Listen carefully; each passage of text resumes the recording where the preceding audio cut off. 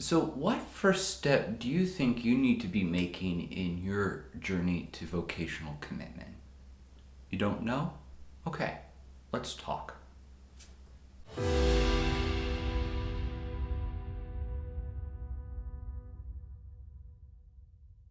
So, let me ask you, does this story sound familiar to you? We'll call this guy John. He's a few years out of high school and has recently renewed his commitment to the faith. And he's now trying to figure out, well, where do I belong? What do I do? He thinks to himself, maybe a wife and children. What about becoming a priest?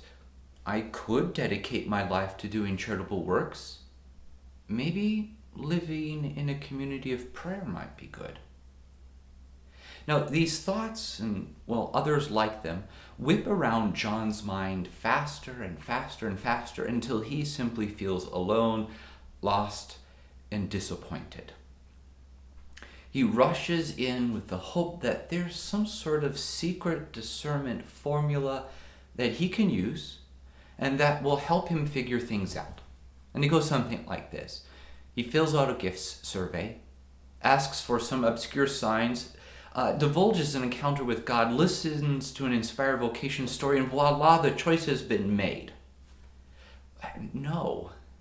Well, if you think of vocational discernment in that way, you will only become more and more disappointed and frustrated because you will become less and less free to decide. These elements can be beneficial in certain circumstances, but when overly relied on, they manipulate your ability for taking responsibility for the decision. They can't make that for you. Let me talk about some steps. The first step in discernment is taking responsibility. No one but you can make the decisions about your life.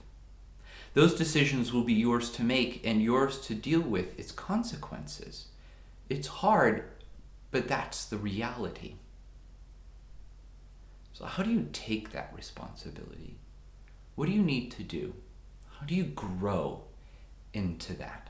So here are a few steps, a couple different ways for you to consider on how to start taking responsibility. First, and maybe most importantly, trust that God cares for you. God has made you. God loves you. God has given you the gifts to be successful in the life He desires for you. Your strengths, your good passions and desires, your experiences have brought you to this moment of decision. And there God will be. Second, and it seems obvious, but talk with God. Not just say prayers because you must or do so blindly, but have a real relationship with Christ. If you take this seriously, that Christ is calling you to Himself through a vocation, you must be able to hear Him. This means making a true sacrifice of praise, sacrifice time, comfort, mediocrity of prayer and relationship so that you can be with Christ. Christ must be both your Lord and your friend. If you're not moving in this direction, you will not hear Him.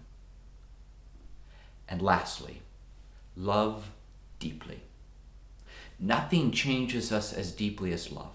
Love is the very purpose and aim of life. If you're not actively seeking out opportunities to love God and your neighbor, you're missing out on the greatest gift of God to you in your discernment.